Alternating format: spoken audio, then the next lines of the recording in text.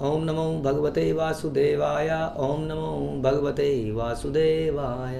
श्रीमद् भागवतम चौथा कैंटो 13वां अध्याय शुरू करेंगे हम आज, जिसका शीर्षक है ध्रुव महाराज के वंशजों का वर्णन। आगे क्या हुआ इस कहानी में, ध्यान रखिए। कहानी मैत्रेय मुनि विदुर जी को सुना रहे हैं, और जो विदुर हैं वो बड़े इंटेलिजेंट लिसनर हैं, अभी पता चलेगा आपको। और ये कहानी, इन दोनों की कहानी कौन सुना रहा है?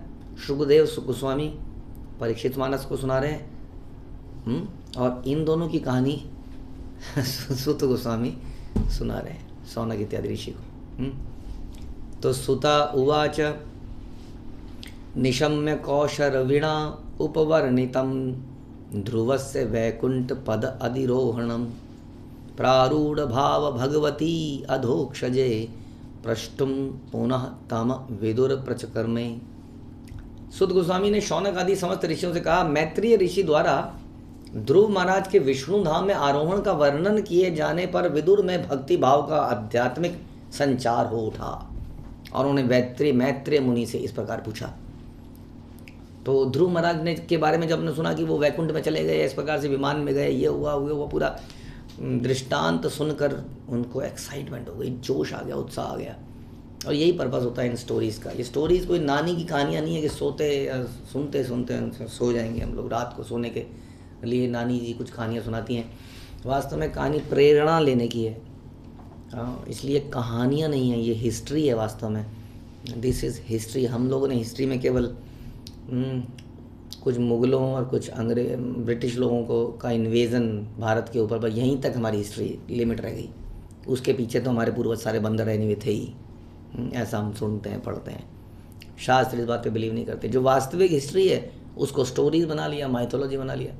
तो जो ध्रुव की जो कथा है वो वास्तविक कथा है, इसलिए ये हिस्ट्री है, ये हिस्ट्री पढ़ाई जानी चाहिए। और हिस्ट्री का पर्पस क्या होता है? प्रेरणा लेना। क्या प्रेरणा मिलती है कि मोहम्मद गजनवी आया था, या मोहम्मद गौरी आया था, या बाहर से सिकंदर आया था, उसने यहाँ लूटा था, उसने ऐसा किया था, आई डोंट नो। बट ध्रुव महाराज की हिस्ट्री से हमें बहुत प्रेरणा मिलती है। तो ये प्रेरणा लेकर यहाँ पर हम सुन रहे हैं कि विदुर जी के अंदर एकदम से एक्साइटमेंट आ गई, और बहुत सारा क्या कहते हैं वो इंस्पिरेशन उनके अंदर आई, और वो प्रश्न पूछना चाह रहे हैं। तो प्रभुपाद कह रहे हैं कि भगवान का विषय ही ऐसा है। भगवान के विषय में जितना सुनते जाएं, जो भक्त होता है वो थकता नहीं है। जो नॉन डिवोटी है, जो अभक्त है, वो कहता है कैसे ये बार बार एक ही चीज़ सुनते रहते, कैसे एक ही मंत्र का जाप करते रहते हैं।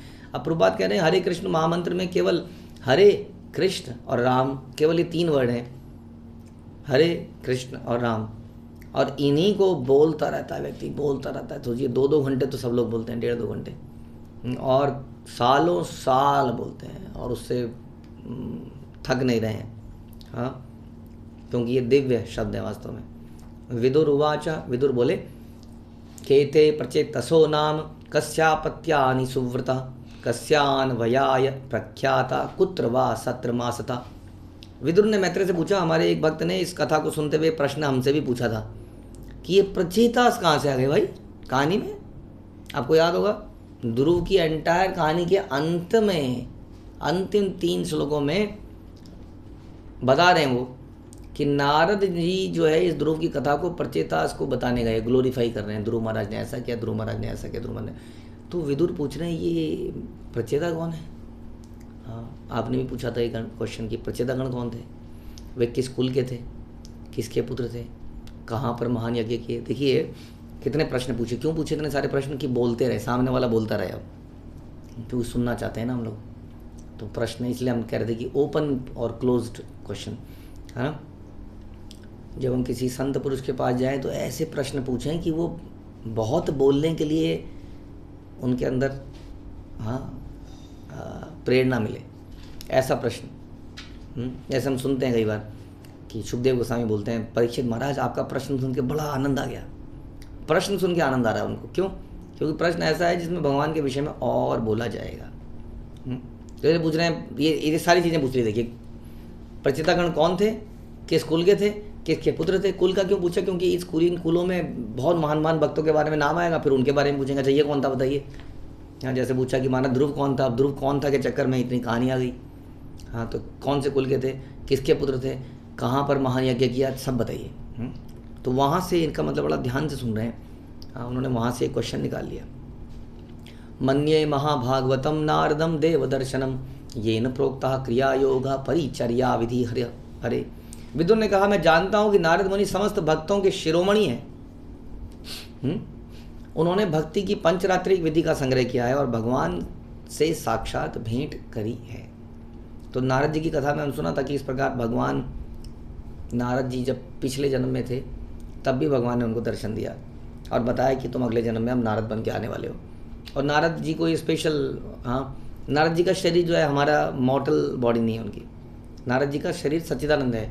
उस ट्रांसीडेंटल दिव्य बॉडी से वो किसी भी संसार में किसी भी कोने में जा सकते हैं।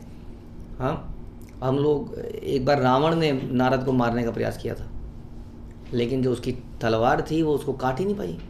तब जाके वो डर गया, ये कोई आम आदमी नहीं है, बोल रहा है नारायण नारायण घूम रहा है ऐसे ही एकदम साधारण कोई साधु लग रहा है। मैंने बड़े बड़े देवताओं को तो पकड़ के रख लिया, नहीं इसको तो मेरी क्या थी, चंद्रहास आई बिलीव उनकी तलवार का नाम, उसको मारा तो शुक से वो निकल गई आर पार, कुछ हुआ ही नहीं। नारायण नारायण, वो घबरा गया था।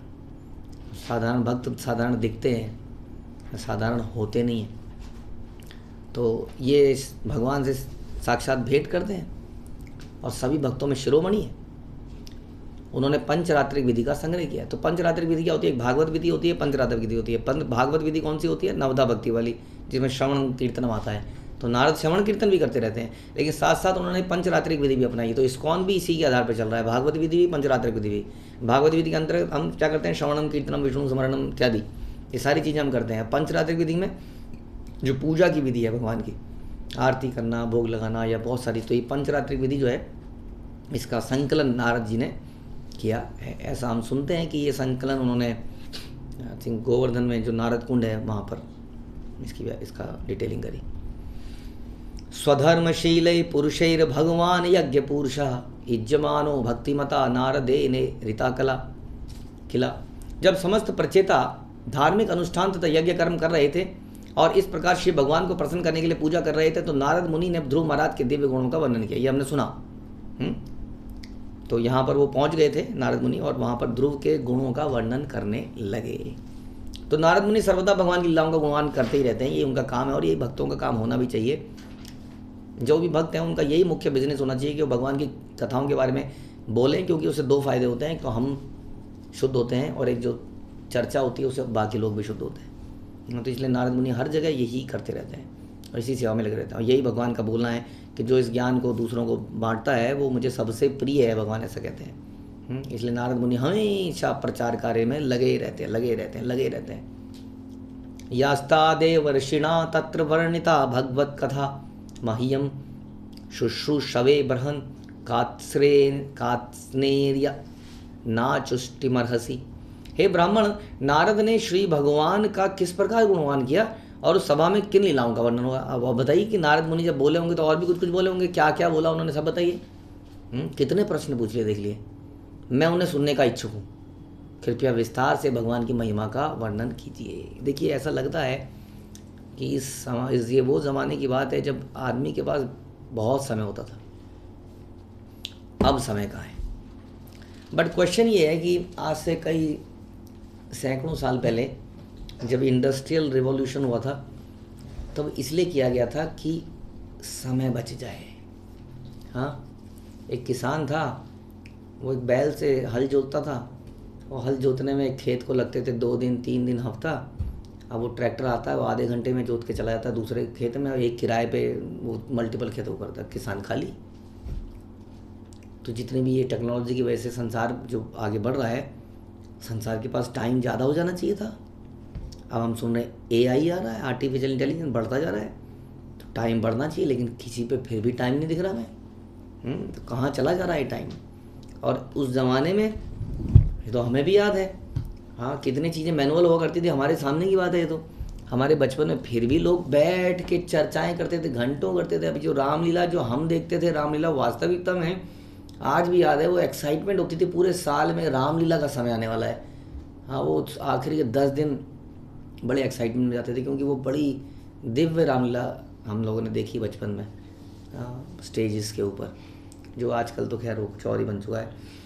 तो लोगों के पास समय था, लोग, हमने खुद देखा अपनी आंखों से, लोग बैठ में घर में ढोलक वोलक कीर्तन वीर्तन घंटों तक चर्चाएं विषय यही सब होता था, समय था लोगों के पास और इस तरह की चर्चा भी लोग करा करते थे, लेकिन अब नहीं है। तो यहाँ इनके प्रश्न से लग रहा है कि बड़ा समय है।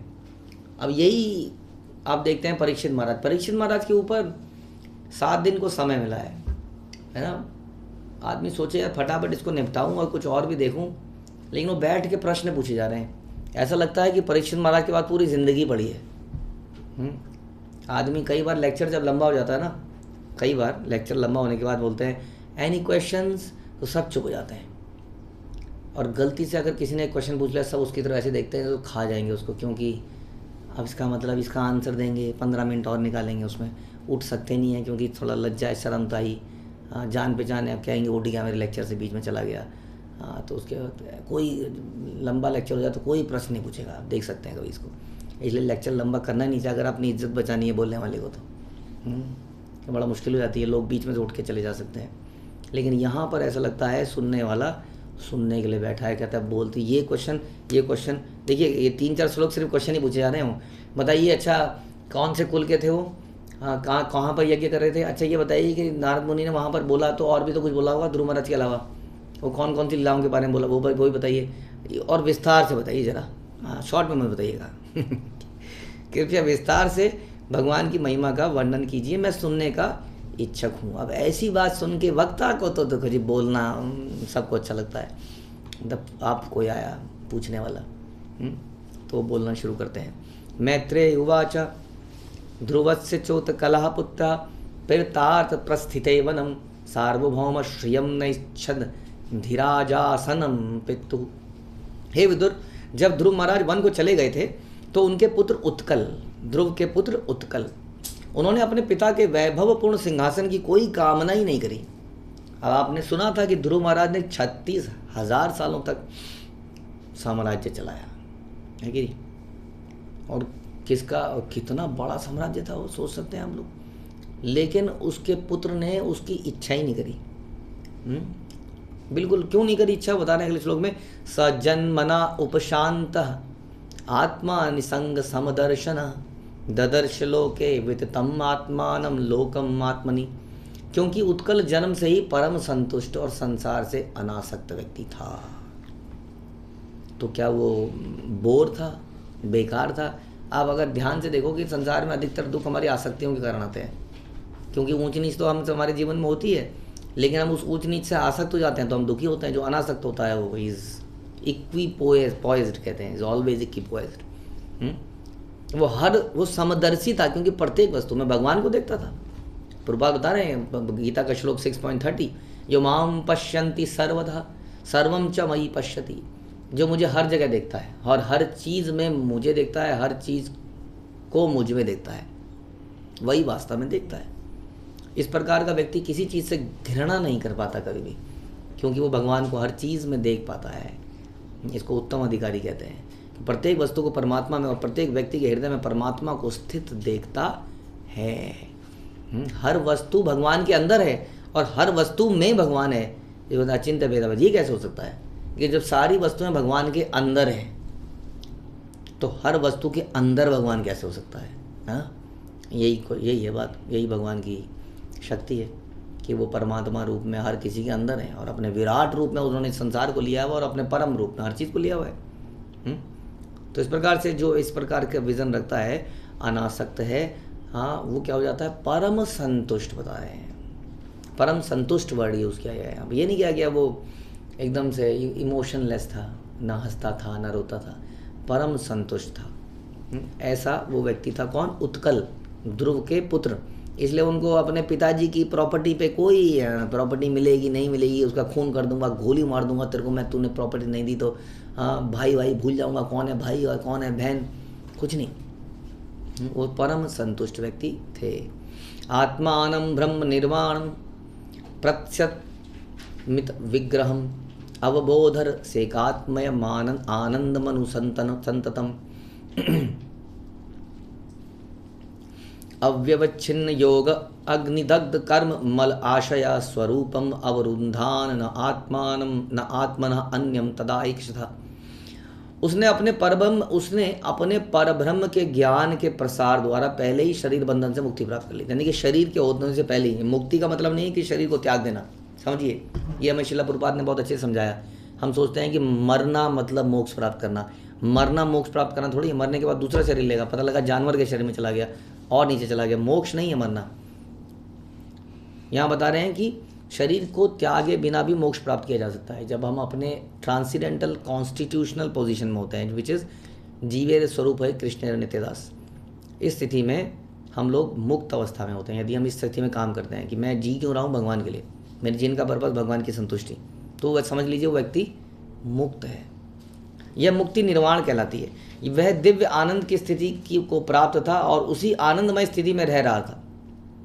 आनंद था, इस अवस्था में क्या है, आनंद है।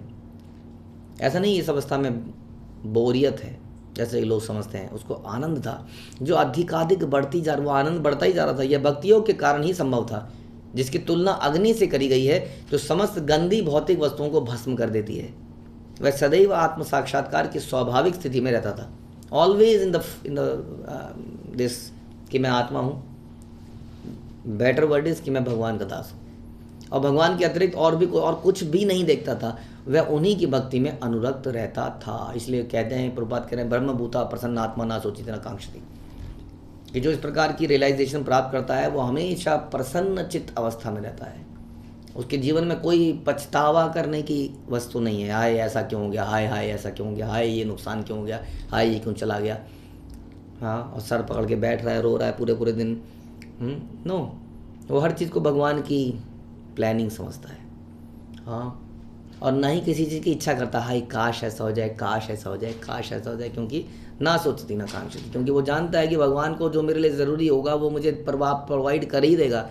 ये सब करते हुए, बिना इन सब की चिंता करते हुए क्या करता रहता है, भक्ति के कार्यों को निरंतर करता रहता है। क्यों? क्योंकि उसको परम दृष्टवा निवर्तते थे, उसको हायर टेस्ट मिलता है इन चीज़ों में, इसलिए बाकी चीज़ों में उसको बहुत ज़्यादा टेंशन नहीं। इसलिए जीवन में कुछ भी उतार चढ़ाव होता है वो भक्ति के कार्यों को करता रहता है। तो ऐसे कौन थे? ऐसे थे ध्रुव के पुत्र उत्कल, क्योंकि उन्होंने अपने पिताजी के अंदर इस भक्ति भाव को देखा था, है ना। जो हमारे बच्चे हमें करते हुए देखते हैं वैसे ही वो बन जाते हैं। ध्यान रखिए, बच्चों को ज्ञान देके नहीं सिखाया जाता है, बच्चों को अपने आचरण से सिखाया जाता है। तो ध्रुव महाराज के अच्छे आचरण से उनका पुत्र उत्कल एक महान भक्त था। आगे की कथा हम बाद में सुनेंगे। बहुत सारी कथाएं मैत्री मुनि बताने वाले हैं, क्योंकि विदुर ने बहुत सारे प्रश्न पूछ लिए हैं। आपने और मैंने जो प्रश्न सोचे भी नहीं थे, ध्रुव ने, विदुर जी ने वो प्रश्न पूछ लिए हैं। तो इनका आंसर हम अगले प्रवचनों में सुनेंगे। हरे कृष्णा। श्रील प्रभुपाद की जय। ग्रंथ राज श्रीमद् भागवतम की जय।